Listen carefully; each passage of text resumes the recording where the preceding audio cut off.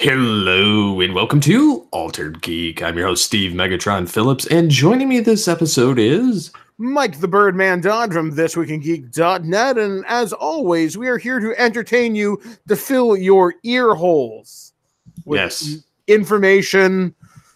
I don't know what else, just all sorts of stuff that you probably shouldn't put in your ear unless it's larger than your elbow. Yes. Don't do a Q-tip. They actually say not to do that on the box. It's like, what are they for then? So we've had a kind of a light news week, other than the fact that everybody's making it out to be a mountain out of a molehill with Captain Marvel photos that dropped, which, while impressive, show absolutely nothing of the film. I mean, we saw the de-aged Samuel L. Jackson, which is cool and everything. I think it would have been neat had they had a de-aged him and Clarkson Gregg as Agent Coulson. Yeah, I would have liked to see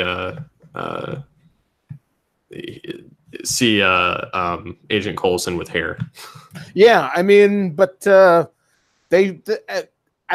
least we saw the Carol Danvers costume in the proper colors, which I know was a huge deal. Well, they showed both. There were photos of both.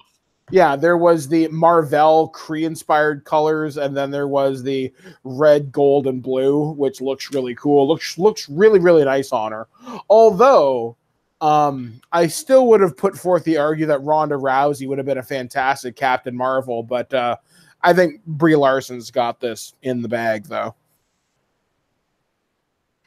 Yeah, I could see that. I'm kind of excited to see the film just to see what they do with it. I'm not too familiar with the character as a whole.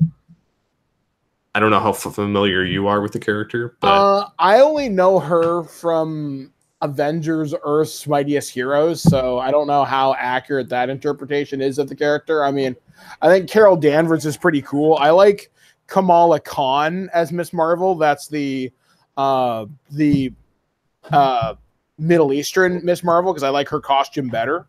Mm-hmm. But that's all I really know about Miss Marvel. Is she's cosmic powered, was formerly like a Kree superhero from Captain Marvel, and she's not one with whom to fuck with because she'll kick your ass. And in the X-Men TV show, Rogue stole Carol Danvers' powers because she held on to her too long and absorbed her memories and part of her mind.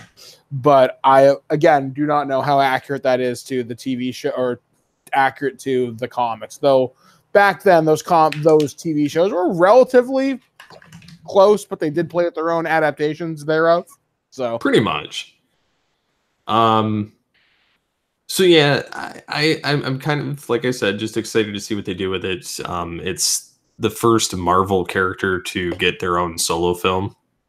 Yeah, it's the first female-led solo film, which I'm honestly surprised Black Widow didn't get it first, because if you told me we could have gotten a Jason Bourne like Black Widow and Hawkeye movie, that would have been awesome. I mean, the fact we've gotten 2 Ant-Man movies surprises the hell out of me before Black Widow, because I think taking a risk on a character like Captain Marvel is a huge risk, because not many people are familiar with the character. Then again, you can make the argument the same thing for Black Widow. You may have heard of her from her association with like Daredevil and stuff like that, but to the larger group of people, like to the more casual fan, I guess. But, yeah, I'm kind of surprised that Black Widow didn't get her own film at any point, and that DC beat them to the punch. Yeah, because Wonder Woman was friggin' awesome. My God, I can't wait for Wonder Woman 1984. I'm honestly surprised that DC did it right, first off. And wasn't the woman who directed Wonder Woman, didn't she did something else pretty big back in the early 2000s, didn't she?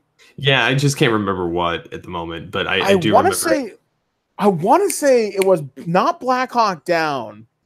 The movie where he's disarming the bombs, and I can't think of the name of it. There's a lot of those.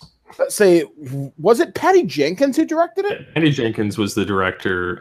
She also did and I'm pulling up her IMDb page as we speak. She did the movie Monster. She did The Killing for Netflix. She did some of Arrested Development. She's done Exposed. She's done. Yeah, she's not directed a whole lot. Like Wonder Woman's by far like her biggest directive outing. But she writes and produces, right? Yeah, she does a lot of producing, a lot of writing. Although a lot of her stuff goes back to like 2013. She did like some short films in the early 2000s. She did Monster in 2003, which I guess was like her biggest thing back then. She wrote it and directed it.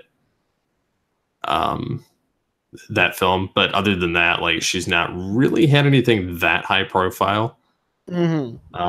Other than some directing jobs on some other television series. So it's Wonder Woman was by far her biggest claim to fame, next to Monster that came out in 2003.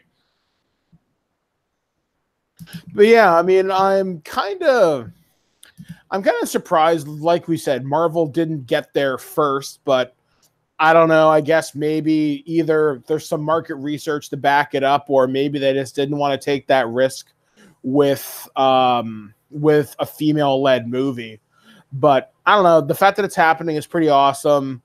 And I would argue that, I don't know, there's almost a question for you right there. Which stable from between Marvel and DC has stronger female characters if you wanted to make movies? I'm thinking DC, you've got Wonder Woman, you got Batgirl, Batwoman, so you got those two characters. I guess the Birds of Prey in general, Harley Quinn. Help me out here. I'm not a DC guy.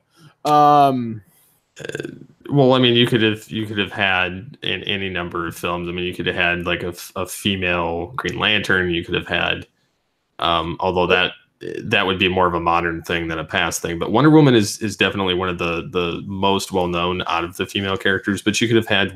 I know that they're developing a Supergirl. Supergirl, yeah. And they're also doing like a Birds of Prey film. You could have done, Black Canary. You could have done Huntress. You could have done Batgirl. I mean, there's any number of. Yeah, I mean, there's any number of female characters that they could have pulled from, whether hero or villain. And it's just kind of surprising that they haven't done anything else yet, too. Yeah. And then I'm looking at Marvel. You look at, hell, out of the X-Men alone. Oh, yeah, there's tons of X-Men. Storm, Rogue. Jean Grey, or Phoenix. You could base an entire movie around the Phoenix saga and, well, frankly, not screw it up. Yeah. If done properly. Disney would do it right. Yeah, I mean, now that they have the money and the directing talent behind them, yeah, there's pretty much no chance that they'd screw it up. Even other characters, like from Spider-Man, you could get Black Cat. I know was rumored to get a movie for a while. I think she's still rumored to get one. It's not that high priority at the moment. I think it's her and Silver Sable might be getting something, and I think they're both in the new Spider-Man game, which comes out. By the time this episode comes out, should already be on store shelves. I'm trying to think of who else. Who else would be interesting from Marvel. Well, like I always think mostly the X-Men. There's a ton of Avengers. I don't think Scarlet Witch could carry a movie by herself. But if you told me there was a Quicksilver Scarlet Witch short film or a short, I'd be down for that. Or if you could somehow figure a way to put lesser Avengers or lesser X-Men on TV, I'd be all over that. Because honestly, that's one thing Agents of S.H.I.E.L.D. never did properly, was introduce lesser known characters. Sure, you'd get the Absorbing Man in the form of Crusher Creel, but you never got high profile. I mean, you had Mockingbird, who was a S.H.I.E.L.D. agent, and you had like Quake. So there's two. And they're both not strong enough characters to lead their own series, though I guess you could argue Daisy/Quake leads Agents of S.H.I.E.L.D. But it's different in a television show. But yeah, it's different because you can expand that story over so many hours. And if you need to fill it with other side characters, you can, as opposed to here's 2 hours, here's the story of Hawkeye and Black Widow, or here's just the Black Widow movie. Because I know what the actress's name, help me out. Scarlett Johansson. Scarlett Johansson. She can carry that. She's got the charisma. She can do it. Mind you, she's made some really dumb decisions the last couple of years with movies. Well, to be honest, she's just flexing the creative muscle, I think, more than anything else. It's just that the films were just poorly written. Yeah, poorly written, poorly directed. Because I liked the look of Ghost in the Shell, but it's not the adaptation that I wanted. I wanted The Major, and that's an anime conversation for a different day. But anyway, yeah, like I said, definitely glad that we saw some Captain Marvel, because now we got another character in the MCU. Brie Larson. I wonder how many films she's contracted for. That's a thing that I don't think I've ever seen discussed. Nope. So we'll wait and see. They're not going to kill her. They'll keep her in the background. I mean, just like with Paul Rudd and Ant-Man, they probably said, okay, dude, we'll give you one movie and we'll see how it goes. I think that's what they're doing now at this point, because they're just kind of feeling it out and going by story instead of going by this whole huge contract of, well, we've got a quota, we got to use them. And I think it makes it easier because then they can renegotiate. And she may have said it, more so to renegotiate the contract after. Well, plus also, now that we have this Guardians 3 problem, I wonder, now they have the out of using Captain Marvel as their cosmic storytelling vessel if they need it. Yeah, and they could completely, rewrite the universe just however it needs to go at this point. Especially with getting Fantastic Four and the X-Men starting to roll into the Marvel universe. And they've already said that they don't plan on doing another major crossover again like this ever, or in the next like 10 to 15 years. So this next Avengers film, I think, could be it for a while. I think that's a line of bull. I think it's a line of bull, but... Oh, yeah. We'll see some small crossovers, but we won't see the epic 10-year culmination, because ultimately, I actually got thinking to this the other day. Now, my knowledge of Marvel is not necessarily super deep or anything, but what storyline could you go after next in terms of epic scale and scope? Because if they've done Infinity War, Infinity Gauntlet, you could maybe do Secret Invasion with the Skrulls, because now they're introduced into the world. But they're supposed to do that in this next movie with Captain Marvel. Or maybe you could do... I don't think they'd go back to the Civil War thing again. I don't think they'd do that. But yeah. I've heard two different options that sound interesting on Twitter, and one of them was bringing in Galactus and the Silver Surfer. That'd be pretty cool. Where that's the next big bad that they have to go after. See, that'd be really neat. I mean, just to increase the cosmic side of Marvel, to see like Fire Lord and Star Fox and other characters like that with Galactus and the other Heralds. They could introduce the other Celestials, like the Living Tribunal and all that shit. Well, that'd be really cool. And then the other thing that they could do, and this is, mind you, this is without adding the X-Men. This is just with Fantastic Four. You could add Dr. Doom. Yeah. And have his huge machination, because he's so brilliant that he would be a royal thorn in all of their sides. And at times, he's almost near unstoppable. I think that'd be pretty cool. Yeah, if they made Dr. Doom to be this ultimately huge cosmic threat okay, not cosmic threat like Thanos, but a world-shattering threat. Yeah, that'd be pretty cool. And if they brought in the Silver Surfer and Galactus, you could even bring in... Uatu the Watcher. I'm not even sure if I'm saying his name right, but the Watcher. So yeah, there's some really good possibilities there, actually. And if you did the X-Men, then you could have the House of M, if you really wanted to do something neat for a movie. Well, you could have what are those aliens that had to do with the Phoenix Saga and the animated series? Oh, the Shi'ar. Yeah, I wanted to say the Tal Shi'ar, but I was like, that's Romulan. Yeah, so you could have the Shi'ar in there. You could adapt the Phoenix into this huge thing. You could do House of M. You could do the Messiah Complex, which you'd really have to lay the groundwork there. Avengers versus X-Men would be a big combination movie, which would be pretty kick-ass. It'd be interesting to do, except for the fact that you'd be losing like your Captain America, your Iron Man, you'd have. I think Thor will be sticking around for a while, despite everything, just because they reinvented him with Ragnarok. Oh yeah, plus Chris Hemsworth likes money, and you could just tell the other characters are like, okay, I've had my fun. It's time to do something else now. But I think Hemsworth genuinely, he digs it. He's a geek at heart, I think. Well, and Downey Jr. is too, but I think he's just getting old and tired, and he's just kind of like, I need to go out on a high note, much like Hugh Jackman did, and he's like, this is it. And Chris Evans just wants to do something else in general. Not that the Mack truck couldn't keep them involved, but I think he's going to take a bailout too, and I think Hemsworth will be the only. Him and Hulk will be the only remaining original Avengers by the end of this. Yeah, I mean, as I babble, it'll be more than a few years till we see a totally new Avengers team, and then we don't know what deaths are going to stick around to permanent after Infinity War, because we don't know, could Scarlet Witch and Vision stay dead? It's possible. It's possible because they don't necessarily need them beyond this.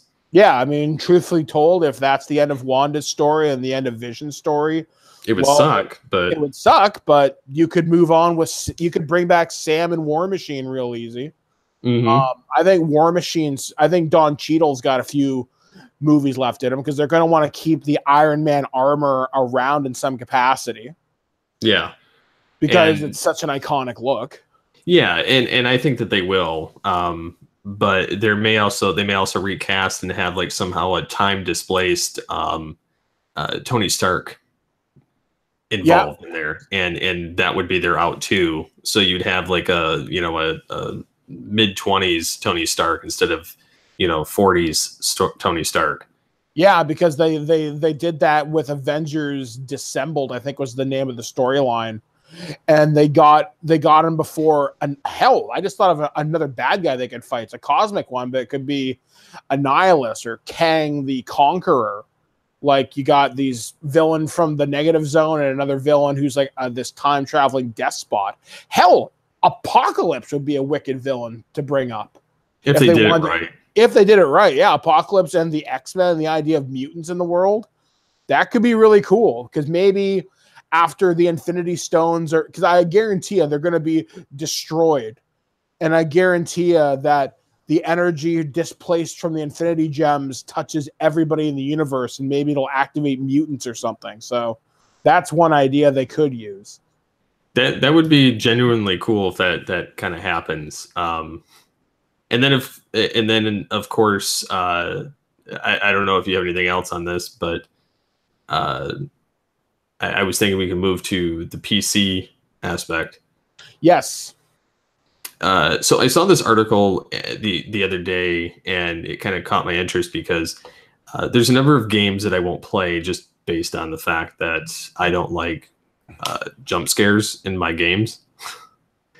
You pussy. I just don't care for it much. I don't mind if I know something's coming at me. I can hear something coming at me, but I don't like to just be broadsided.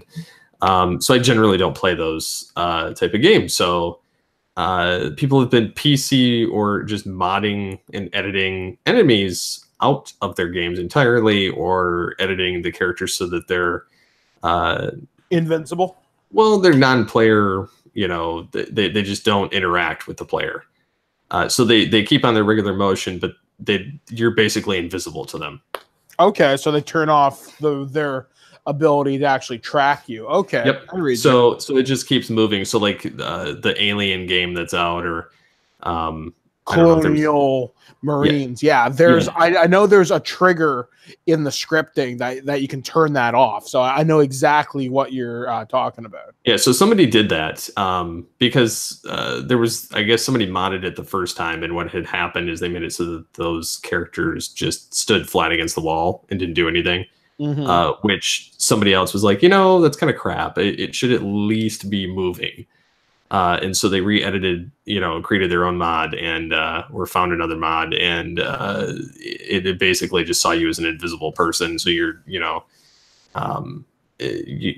you're not interacting with the characters whatsoever. So you can go through the levels, you can play it, but you know, as far as being jump scared or attacked, nothing happens. So, which is almost self-defeating on some of those games. I get it. You don't want to, like, I would have modded it differently, like maybe upped the lighting and had like, you can hear the sound effects like before you encounter it.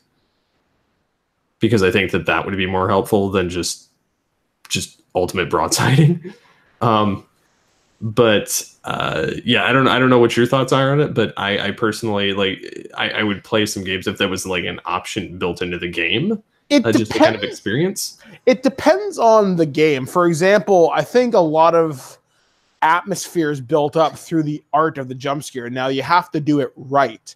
For example, in a game like, say, The Last of Us, which is a PlayStation 3 and PlayStation 4 game, there are jump scares in it, but part of that is sound design, where you hear the clicking of them walking through the hallways or trying to figure out where they are via echo location. But I could see another game like, say, I don't know, if you just wanted to unlock secrets and say Call of Duty Nazi Zombies, and if the enemies don't react to you, okay, that I could see, because sometimes some of those Nazi zombie secrets are hidden and they're quite deep.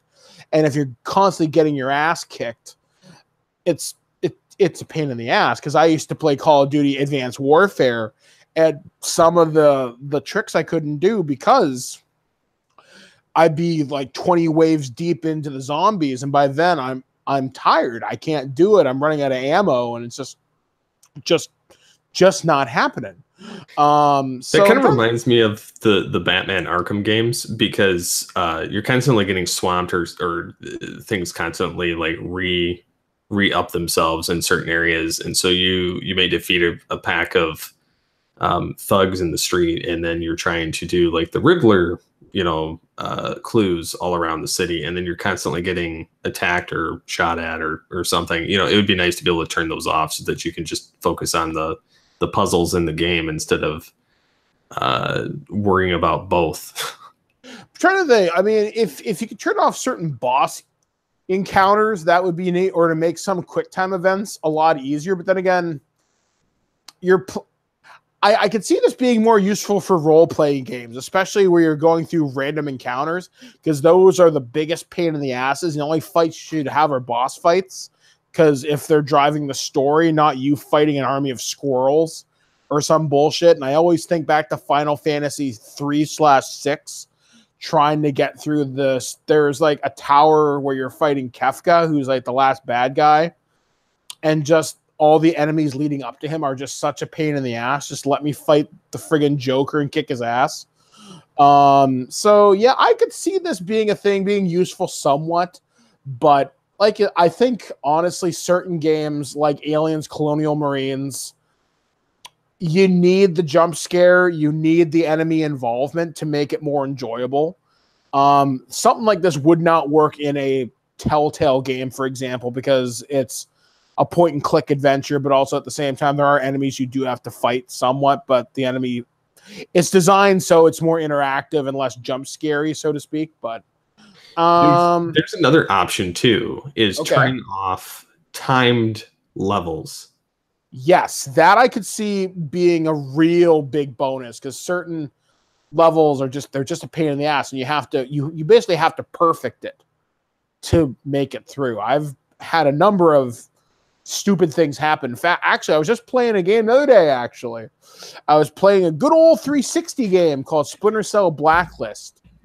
And I'm trying to stop this chemical from getting in the water of Chicago, and I have 10 minutes to do it. Luckily, I can clear it 9 times out of 10 with no problems, but I'm trying to play the game in a complete stealth mode. I don't like the fact that I'm having to rush up. I want to be able to sneak up on my targets and literally stalk them from the shadows, whereas this one I have to run through it while I'm stalking from the shadows. While it's a thrill and everything, it's a pain in the ass because if I screw up, then I got to redo it over again. Well, then you get caught. Yeah, that and I get caught. Hell, actually, one game that could benefit from a less aggressive AI would be most of the Metal Gear games. Anything involving stealth would be really friggin' useful. Because if you just want to see the storyline without having to worry about, alert statuses and whatnot, you could see some really neat gameplay. But again, you're losing out on part of the gaming experience. One battle that would be a lot less thrilling that I can think of is from Metal Gear Solid: The Phantom Pain. You're fighting a sniper called Quiet, and part of her shtick is she can see you, she can hear you, and you can track her down because she whistles and she hums. Now, if she wasn't reacting to you moving around, you could just pop her off in 3 or 4 shots. I don't know. I could see the enemy modding thing, like I said, being more useful for RPGs as opposed to action-based games. Yeah, I could see that too. But I think for me, I think the timing thing would be the issue that I would use it for. Yeah. So what are some fall gaming recommendations for people that are looking for games this fall? Well, it's going to be Broketober's coming up soon, so I hope your wallets are ready to be bent over. But September starting off surprisingly strong. Destiny 2 just released its first big expansion called The Forsaken. I haven't had a chance to dig into that too much, but from what I've heard from some of my peers, it's really good. It changes weapon balance, changes the rating system. You feel more powerful out of the gate, which is neat. They've killed, well, I guess I don't want to reveal too much, but they've killed a major character in the franchise, and you're avenging their death. And it gets you really involved in the story, which I think Destiny's always had the potential for great storytelling, but it's always fallen somewhat short. So maybe this will return Destiny 2 to its form. Insomniac Games Spider-Man is phenomenal. Easily the best Spider-Man game ever created. When it was first shown off at E3 2016, it looked astounding. Now it's finally out. There's like 30 Spider-Man suits you can get, including one that looks like Spider-Man and his amazing friends. It's like the cell-shaded suit. It looks friggin' awesome. Shadow of the Tomb Raider comes out in like a week, I think. That's the final entry in the new Crystal Dynamics Square Enix Tomb Raider series, which this game looks so cool. I'm going to be playing the hell out of that. Red Dead Redemption comes out. Red Dead 2, rather, comes out in just over a month. Call of Duty Black Ops 4, completely online with the new Blackout Battle Royale mode, comes out in early October. WWE 2K19 with the rise of Daniel Bryan. I'm really looking forward to this year. I'm not a fan of the engine they've been using that 2K uses, but at the same time, it's the rise of Daniel Bryan. I'm a Daniel Bryan mark for sure. So looking forward to seeing how that all turns out. Battlefield 5's open beta is happening. As of this recording, its open beta will have just happened. I've heard mixed things about it so far. I've heard the big complaint is that it seems too slow. Its players capped at 60 players on the field, whereas Call of Duty has 80. So, which that's not necessarily a bad thing of having less. I have the beta downloaded. I downloaded it Tuesday night. I just haven't had a chance to try it yet. My thing is, if they're doing less people in game for their battle royale mode, it's likely for server stability. If I had to guess, if COD is doing 80 plus enemy AI on the field as well, I'm gonna say they'll likely have 100 by the end of the year, post launch for sure, because everybody's competing with Fortnite right now. Fortnite is the game to beat on the planet. Mm-hmm. And I still suck at it. But Call of Duty, I'm good at. So we'll see what happens between that and Battlefield 5. Actually, Battlefield 5 got delayed until middle of November, which is a really smart move. Because they don't want to be competing against COD and Red Dead Redemption and Fallout Vault 76, which comes out in the middle of no November. It's going to be a really, really good year to be a gamer. It's also going to be incredibly bad on your wallet. Resident Evil 2 comes out in January. Well, I was going to say, as far as like Battlefield's concerned, my brother actually pre-ordered it, and then he canceled his pre-order because he went and got EA All Access, which is substantially cheaper per month. And he can play any of the games that are on the service. So he's like, so I can play BF5, I can play like anything and not have to really buy it. So there was more of a benefit for him to sign up for their subscription service. Well, I think you only get the first 10 hours, don't you? I think not. I think it depends on the game. I think, but you get the full game. Because I have EA Origins, and I know that's what I meant. games, Origin, yeah. Because for certain games such as Battlefield, you get a 10-hour free trial, and then your progress will carry over if you decide to purchase the full game. That's if you're not paying for the subscription service. Okay, because I am. So yeah, if you're paying for the subscription service, you'll be able to play it. I think you may want to tell your brother to double check that, because they did this for Star Wars Battlefront 2. Well, he did, because he wouldn't have canceled his pre-order. Okay. But yeah, that's certain. Like I said, certain games do it, but he's already looked into it. He's like, I can play the game and I don't have to spend any extra out of pocket. So that's a win for me. I know without it, without subscription, you can pay or play 10 hours of just about any of the games in there, and then it converts over when you buy the games or get the subscription service. I know a lot of them, like, they'll tell you, you know, you have both options. It's just, which one do you want to do? And I know that they want you to get the other one because it means they've got you on the hook, line, and sinker for the rest of all the games, because you don't actually have it on your computer for, you know, you to use without this service. So one of the other topics that we were going to bring up was the job market. Yeah, how it sucks. Particularly with the fact that if you're job hunting, and I experienced this recently from being displaced from employment and then getting new employment, when you apply online, it's kind of a double-edged sword. It kind of sucks because it's like that old saying of, you know, you need experience to get the job, but you need the degree to get the you know, the job, but you need, you know, experience, but you need the degree. So like, it's kind of like a double-edged sword of you're just screwed either way you go. Even though that's not necessarily true when you're applying. But the thing is like the online application markets are kind of screwed and kind of rigged at the same time. And I say that not out of like spite or irritation with the process. I get it, because you get thousands of people slamming you with applications constantly. But the main issue I have with it is that because you're not physically dealing with a person, if it doesn't meet the criteria of that specific site or however they upload the information, it'll boot you out, or if they do happen to see it, out of the up teen people that you know may apply, you may be lucky if you get an email or a phone call. And if you physically walk into the businesses, 90% of them will tell you, oh yeah, you can drop that off, but you have a better chance online. I did this recently with a television station that I wanted to work at, and I still want to work there. So I'm not naming the television station, but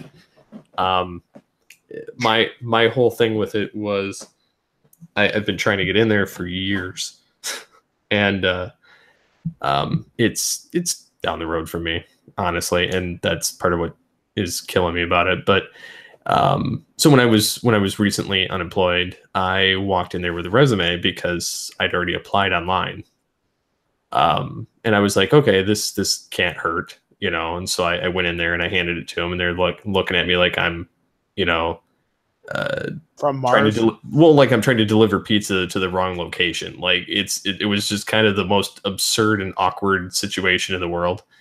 And so they're like, yeah, I'll take that and give it to, you know, and I'm like, yep, right to your trash can. Like, I know where it's going. Like, because they told me you're better off applying online. And so, you know, of course, when you apply online, some of them you can't apply again. So if, say, they post it in May or they post it in June, and then you apply it like June, and then it goes off, and then they put it back on in like July or August or something, and you were trying to apply again, you can't unless it goes through another website that you can apply through that one. So I think overall, for like some of the positions that I know I was qualified for, I applied probably 4 times through different methods. And I've called them, I've contacted them through social media, like just trying to like, hey, heads up, just, you know, wondering what's going on, blah, blah, blah, you know, just non-confrontational about it, you know. And so like it's interesting to have to deal with that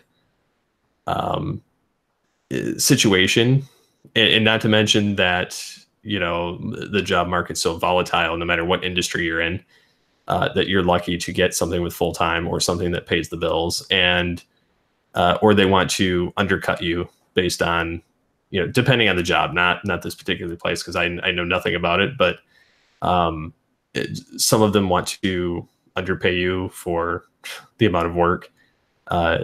And I've seen people where they've turned to like gig-based stuff or Patreon or things like that online, and to compensate. And so it's kind of interesting that this whole thing is as big of a mess as it is, when they're looking at people like numbers, not people.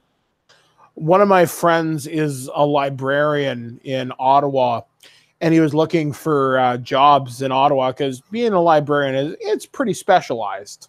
So he found a job position, and they want you to apply for minimum wage, which in Canada is $14. They want you to, for a minimum wage position, have 3 to 4 years experience, a master's degree, and level 1 security clearance. For a minimum wage, that's a ridiculous. Master's degree. That's ridiculous. Oh, yeah. Like, I think it's because corporations and big business know they can take advantage of people's desperation. You may have all the qualifications in the world, but they know they can devalue you because, well, they're desperate. They'll take minimum wage, and I can abuse their hours and do whatever the hell else I bloody feel like. As you mentioned, people are turning towards the gig-based economy of Patreons and GoFundMes and Kickstarters, which is fine for now.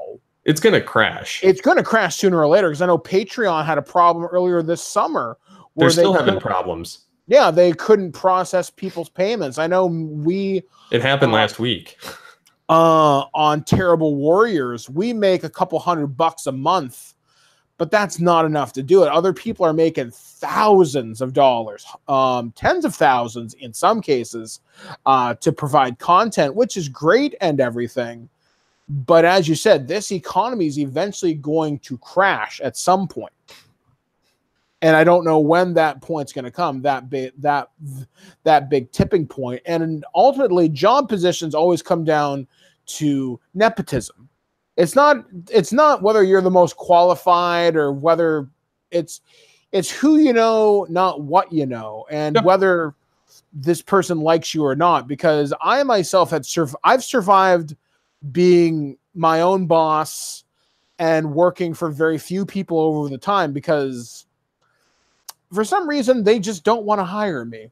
And I've been on disability for a number of years due to a variety of issues, and I've always tried to give back to society in some way via the podcast or something else, but it's not for not wanting to work. And it seems like the economy doesn't want me to work, which is kind of funny. I guess now it's kind of crappy now that I'm even more disabled, but that's neither here nor there. That's why I'm going to do my own Patreon and see how I'm going to try the whole gig economy and see how it works.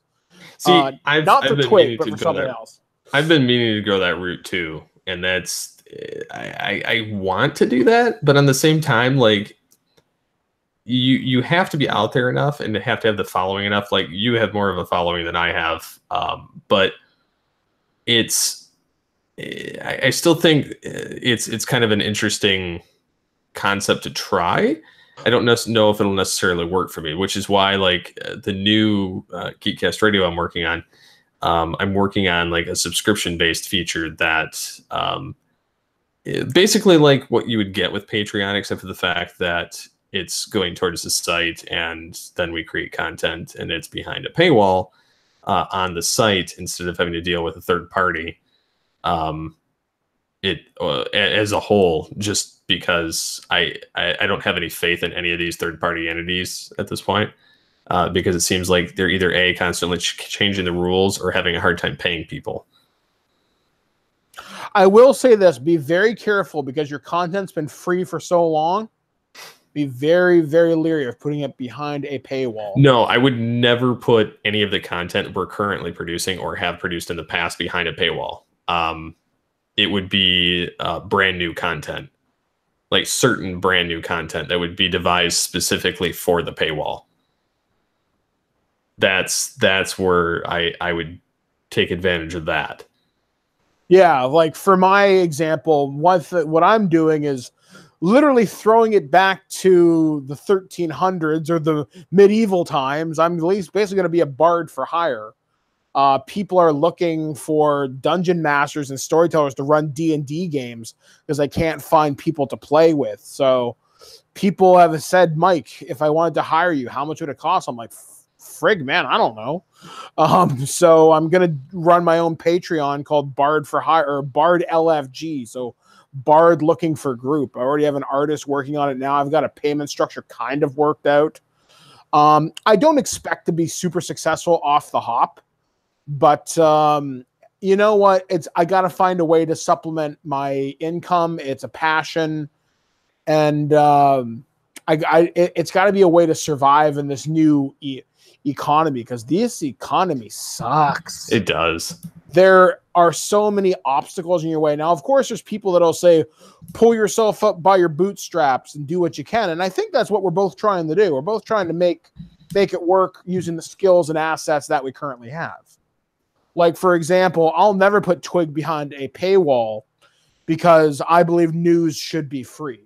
That's my ethics and journalism quote of the day. The information yearns to be free. But if you want me to tell you a story how you fought Cthulhu and a dragon, you got to pay the bard his silver for his time. Totally. I'm going to be strumming a lute in the corner with a stupid feather in my hat. I will be ye old bard. But yeah, I don't know. In this economy, I don't like the way it's going, despite that, the economy's never been better. No, there are more temporary jobs and more part-time jobs. There are no full-time jobs with benefits now. It's because a friend of mine actually found out today. This phrase is interesting. She's being hired on as a full-time, non-permanent temp. So she has work until January, but they can cut her loose at any time so they don't have to pay her benefits. The second she gets close to the time of benefits and anything else, guaranteed, they'll cut her loose. Because that's the way corporations work, man. And it sucks. Corporations are not there to benefit you. They're there to make money. And unfortunately, being a good person and money often, at least from what I've seen, don't often go hand in hand. Sometimes they do. Sometimes I'm wrong on this. And I love it when I am wrong. But for the vast majority, the CEO needs another yacht for some reason. And Mr. Joe working the assembly line needs to get more food stamps. But hey, I'm not an economist. I do not understand. I'm sure someone out there is yelling at me and saying, Mike, you're wrong. It's capitalism, the free market. Yeah, it's worked out real well for us average schmucks. Oh, yeah. But maybe it has. Who knows? Yeah, so I'm just kind of in that boat too, just trying to kind of figure out where things go, and that's why I find it funny that when I see these articles of like, oh, it's a employee market, it's why so many people are quitting their jobs and blah blah blah blah blah, and but it's actually not. Yeah, it's not as truthful or not representative of the larger market. And a lot of there are people, a lot of my friends are never going to own homes, are never going to be anything but renters, always living from paycheck to paycheck. And it's not because they're not skilled, not because they're not hardworking. It's just the jobs or the market isn't there. And I wonder when things are going to change. And I don't know how they're going to change because I do not understand the math of it. And I'm sure somebody out there has a great theory as to how things are going to change. And you know what? I hope you're right. I hope things change. I hope there's 2 cars in every garage and nobody ever goes hungry. See, I'm a little bit in the middle of that boat. And I only say that because I do have 2 cars in the garage and I do have a house. But if I were having to look right now, that would not be the case. Yeah, a lot of my friends who work in media live in little shitty apartments in Toronto because the average house price in Toronto is $700,000 for what is essentially a rat hole. Even the place where I live right now, Guelph, Ontario, the housing prices are going up. Rent is ridiculous here. The fact that we found a good place that isn't full of cockroaches and drug dealers is astounding. And the fact that it's handicap accessible somewhat is amazing. So I don't know. It's an interesting time, to say the very least. And I'm willing to sing for my supper if that's what it takes. Yeah, and see, I wouldn't mind even volunteering on like having some kind of a contract thing of just, you know, volunteering to learn what or get them to know me kind of thing in one of these stations or whatever, just so that I can get my foot in the door, and then kind of figure out what their need is and how I may best be able to fill that. To get noticed in the first place, because but like in the meantime, like I'm doing something I'm not necessarily passionate about, but it pays the bills, so I'm completely happy for that. Mm-hmm. But yeah. I'm happy getting some supplemental income to my disability. And I'm more than happy to make other people happy, because ultimately I want to tell stories. And if that means I get to be the bard of old, then I'm willing to wear a stupid hat with a feather in it, because I think that is a weird mental image. Yep, definitely a weird mental image. So look forward to that launch in October, I hope. Anyway, the idea is I'm going to launch my Patreon before the end of the year, but I'm not going to do it unless I'm doing it right. Because that's a lot of problems when people in the gig-based economy, they get the idea, oh, I'm going to launch a Patreon and I'm going to be super successful and people are going to donate. Not always, man. If your content doesn't justify it, it's not because you're not talented. Either people haven't it's so funny. Lightning has to strike twice with you. You have to have the right amount of talent to go with it, and people have to find you. And then you have to maintain that level of energy and quality over time. And for some people, that can be daunting. I've seen people who have been very successful on Patreon, thousands of dollars a month, and they just disappeared overnight. And it's a cautionary tale, man. Just because you get the money, unless you're willing to keep up with the content and keep up with your promises that you've made, you can back yourself into quite the little corner. And I've got stories to tell you off air, my friend. I've got stories. So I think as we're running out of time here, we'll do the creative film. Okay, what do we got? Okay, so going to start off with the genre, which is made for TV. Okay. All right. Let's say we're being made by the Disney Channel, so we've got some real money here. Okay. The descriptor: blind. Okay. This is going to go all kinds of places, I have a feeling. Oh boy. Hero is the janitor. Okay, so a blind janitor on the Disney Channel, which is going to be hilarious on its own, just for the fact that he's supposed to clean the building.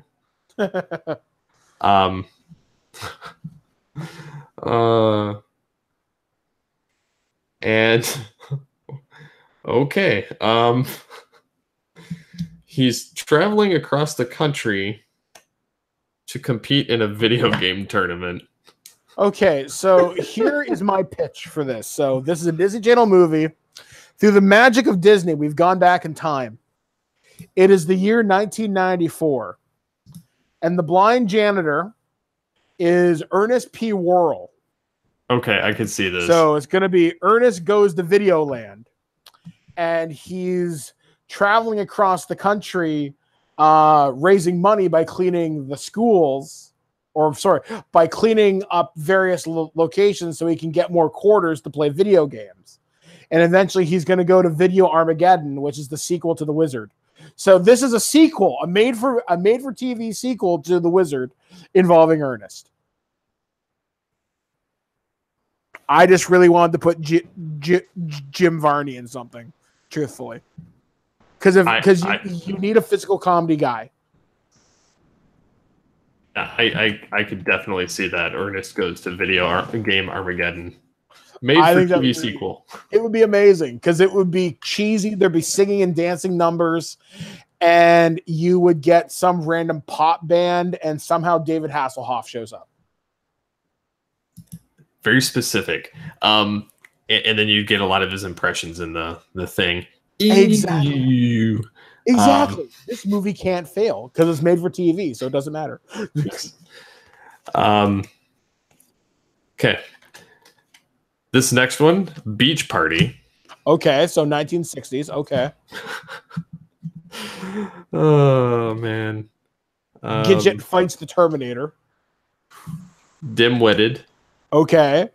So still with the 1960s. Oh, man. Elvis impersonator. Oh, my God. This is the 60s. Holy shit. Oh, man. No way. What did you get? Getting the band back together for a reunion tour. Okay, so this is a Beach Boys 1960s biopic set during then, but it's seen through the eyes of one of their groupies. So a male and female bimbos, so both are very dim-witted. A guy's like a surfer dude, and you get a bimbo girl. They're following around the Beach Boys, and they decide to break up. And they're all hanging out down at the beach party, all be like, oh, dude, it's a groovy good time. And they want to try to get the band back together because it's the Beach Boys. So ultimately, somebody wants to shut down their youth center, or the man is harshing on their groove, and it has to happen at a beach in Southern California before a big surfing competition or something. And they only have 2 days to get the band back together or something. Okay. So that's my pitch. It sounds very much like a 60s film anyway. Yes, with special appearances by Gidget, Jerry Lewis, Elvis, because an Elvis impersonator has to show up. So literally it's Elvis playing an Elvis impersonator, and people are like, man, you're really good. And he's like, I know. So yeah, so he secretly plays the Obi-Wan Kenobi type character who helps the two bimbos or the two dim-witted people get the band back together. So Elvis can go back to Blue Hawaii or something, or maybe he has to go back to the Hard Rock jail or something. I don't know. That's about as far as I got with this plot. So yeah, there you go. There's always one turd in the bunch. Exactly. This is the one. Okay. Do one last one. Okay, this one's where you're going to excel. All right. Zombie. Okay. On the edge. All right. That's the descriptor. Let's pull a random card. Unpaid intern. It sounds like a current movie, actually. Okay. And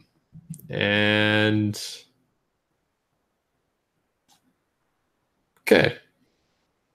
Getting a bounty hunter or becoming a bounty hunter to pay off student loans. Okay, so this unpaid intern has to become a bounty hunter at the end of the world. The zombie apocalypse has hit, but zombies are more or less contained. So the bounty hunter, this unpaid intern decides he doesn't want to work for ZomCom forever. And he decides, okay, I've got to put myself through school. I want to be a beautician or something stupid like that. He wants to work with flowers. He wants to be a florist, but he's got to go to school for that. So he takes up bounty hunting zombies in a city, and he collects zombie heads. So it's an edge of your seat action comedy. So I picture I'm going to go back to the zombie genre, and I'm going to pick up Nicholas Hoult, who played Beast in X-Men First Class, but was also in the zombie movie Warm Bodies. Working with him as his friend and confidant, who will eventually die in the movie, very unfortunately, is Michael Cera. The object of his affection, Emma Stone. Okay. This is my movie. Zombie School 90210. Exactly. I'm trying to think of a clever name for it. Zombie one. I like the idea of Zombie School. Maybe Class of the Dead or something like that. I don't know. Intern of the Dead. So there you go. Intern of the Dead. There you go with Michael Cera, Nicholas Hoult, and Emma Stone. The previous film is Becoming Elvis. Exactly. This would be an awesome doubleheader back in the day. Hell, you can even make this in the 1970s and do it up as do this in like the late 80s and do it up as like a parody film in the same genre as Evil Dead, but more stupid. So you could pull this off in the 80s, not so much in the 90s, but in the late 80s or now, you could pull this movie off. Yeah, I could definitely see that, actually. Let's do one more for fun. One more. Okay. I'm warmed up. You know what's funny? If we had Double D, these would make perfect like pieces for like what he used to do. Oh yeah, he could write movie trailers around this real easy. Okay, so I want to see that Zombie School movie. Legit, that could be really funny. Let's write a skit. The bounty hunting zombie hunter. Kung Fu. Okay. No, they all have to be like their lip sync has to be totally off though. Okay, so we're looking like Shaw Brothers. Okay. It's just gonna be funny because it's gonna be totally off. All right. Super powered. Okay. Almost sounds like Kung Pao so far. All right. Fist of the taxi driver for the hero. Okay. All right, and then our plot. Let's see what we got here. Dealing with crazy new next door neighbors next door. Okay. Jackie Chan. Of course. Early in his career. And we've got to get Jimmy Fallon as the taxi driver. Like okay. his in learning like his student taxi driver. Oh, and his next door neighbor has to be it's going to be a crazy black family, and there's a reason for this. I want Cedric the Entertainer. I want Chris Tucker and Chris Rock as brothers, and Ice Cube as the neighbor who lives beside them. Okay, I can see that. So you're gonna have this crazy, wacky Asia, basically East meets Extreme West. So picture the movie Friday crossed with like Drunken Master. So Jackie Chan is a taxi driver who discovers he is the embodiment of the Monkey King. So he can just do these awesome kung fu moves all the time. However, he gets booted out of China for whatever he gets scared out of China, and he has to come to the United States, and he has to live in South Central Los Angeles. He lives with Jimmy Fallon. Yep, he lives with Jimmy Fallon, between Ice-T, Cedric the Entertainer, and Chris Rock and Chris Tucker. Hilarity ensues. They fight a local drug dealer who then turns out to be in league with the demon from Big Trouble in Little China, Lo Pan. And his name is Captain Kangaroo. Yes. This is the movie. This is what I picture. So it's almost like Jackie Chan's Big Trouble in Little China with Friday, and this could be actually really awesome if done right. Jackie Chan's Night Out. Oh man, just picturing Ice Cube and Chris Tucker together again, working with Jackie Chan. Man, this could be really, really friggin' cool. I just want to see Jackie Chan fight Lo Pan. But anyway, that would be hilarious, actually. So do you want to do another one, or we one more? Okay. All right. We're doing lightning round. All right. Action comedy. Okay. Almost kind of what we did. World famous. Okay. Let's see what we got here. Aliens. Okay. And inheriting a malfunctioning robot from an eccentric uncle. Okay, so they have to be world famous aliens. Who are the most famous aliens you know? Optimus Prime. No, thinking here. Famous aliens. I don't know. I'm trying to think of aliens that aren't scary. Well, you could turn the aliens unscary by giving them like human characteristics. Human characteristics, like you could have the Predator, like when he takes off his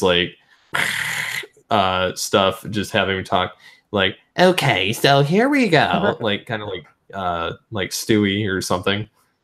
Like the most awkward voice in the world. I'm looking around my room trying to see if I can find any aliens. I'm looking around here. Okay, all right. World famous aliens. So a family of Wookiees. Okay, this is a Star Wars movie. It's a made-for-TV movie. And the aliens, the Wookiees, inherit a robot, a droid, from their crazy Uncle Luke. And hilarity ensues. Very simple movie. Very simple, but it works. This could be an episode of Rebels. It's a buddy cop movie between Chewbacca and R2-D2, who are very rarely teamed up. Yeah, so, and both of them are snarky and like to be bossy. See, it works on so many different levels. There we go. We've just made a Star Wars movie. Where's my money, Rian Johnson? Yes. Pay us now. So there we go. That's what we have for the Create a Movie this week. I really like this segment, by the way. I do too, because it's so totally random, just based on cards. I never thought I'd get to mention Gidget, Chewbacca, and Jackie Chan in the same 15-minute span. Never thought that would ever happen. I would have never seen that coming either. In earnest. And earnest, yes. What would really throw it over the edge is if Ernest had to be in all 5 films. I could make it work. I'm trying to figure out how. Give Chewbacca Ernest's voice. Ernest is the companion of Doctor Who, and the Doctor's involved in each one of these adventures in some capacity. It's a different world that the Doctor has to go into. So there we go. The Doctor, Jackie Chan, and Ernest P. Worrell work together to save the Beach Boys, and they have to help a zombie hunting intern in the future who secretly has to deal with Ice Cube and his rowdy neighbors.